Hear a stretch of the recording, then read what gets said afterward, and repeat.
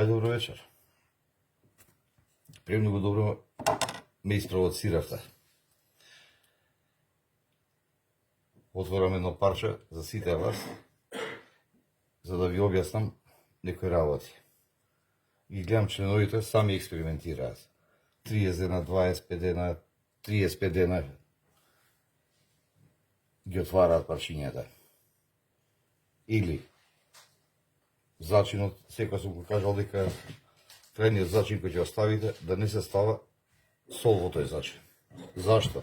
Ја вади дополнително водот. Проблем за парчето. Или кога го виткате во газа, внимавајте во фрижидерите. Како го ставате? Пошто ако фрижидерот ви кондензира, ствара вода внатре, ако капе врз него или има мокро, тогаш е проблем за парчето. Температурата за првиот начин, секој сум кажал дека е од 3 до 5, за вториот начин од 10 до 15, па максимум може, ајде, не 17, ајде и неки ден на 19, може. Внимавајте на некои правила.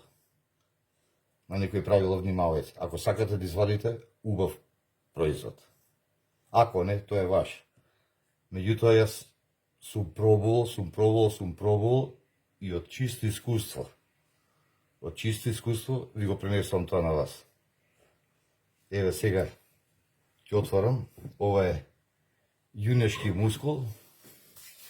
Ако ви текнува, што стоеше во вакуум седеше негде околу 2-13, може и 14 дена.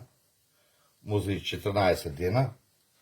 Потоа тоа ставен на одредена температура, му треба уште некои си 7-8 дена. Секојаш го оставам поише до оно што треба. Затоа викам уште 7-8 дена. Затоа сега ќе го пресечам заедно со вас да го видиме како е. Меѓутоа не ми беше поише парчето, кога уште ми беше оно да ве предупредам дека прерано ги отварате парчињата. Не ги отварате парчињата, стрпете се. Или ако ставате парче, а не го знаете начинот или не сте го обработиле добро тој начин, издржете и чувајте го поише. И ставете поголемо парче. Значи, испод јас ставам парчиња по кило и пол до 2 кила за првиот начин. За вториот начин може, пошто помал се калира на вториот начин. Затоа се ќе го отворам.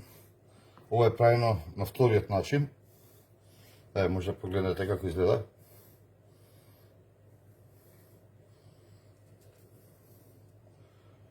Ево. На вториот начин ова правено. И се буните нон-стоп. Првиот начин го виткате во газа, го ставате на надворешна температура од 10 до 17. Никако тоа. Поголема можност да се расира месото. Или поставате месо без зачин. Поентата е зачинот. Зачинот го штити месото. Антисептиците го штитат месото. Не дозвола да мувоса, не дозвола ништо. Или експериментирате со стапчиња некој. Ворете. Ако е добро месо, некојаш може ќе успеете, ама поише пати нема да успевате. Затоа не експериментирате. Идете по некој начин што некој го пробал и ви го кажа неговото искуство. Доколку така сакате, ако го не, тоа е ваше. Ајде, да отвориме да видиме. Како и секојаш се сечам на средина. Да видиме што има.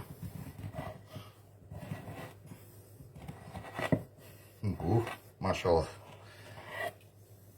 Доста тешко иде. Тоа значи дека веќе добро. Погледнете. Еве, сами може да видите како изгледа. Дека месото е прекрасно. Еве ги, две парчиња. Сега ќе уклучиме машинчево. Ќе направиме еден пресек, неколку секови, да видиме на тенко како ќе изгледа, што ќе изгледа, и најбитна работа вкусот. Може да изгледа како сака, меѓутоа вкусот, ако не е добар, џабе не изгледат. Ајде да пробаме.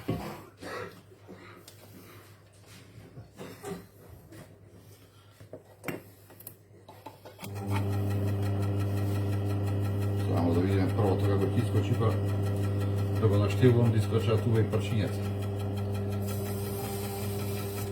Тамас. Ќе тераме вака неколку парчиња.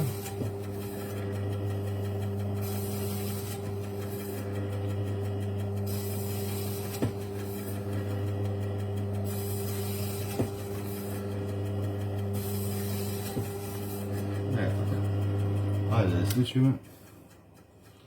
Заеднички да видиме какво е. Погледнете, видете.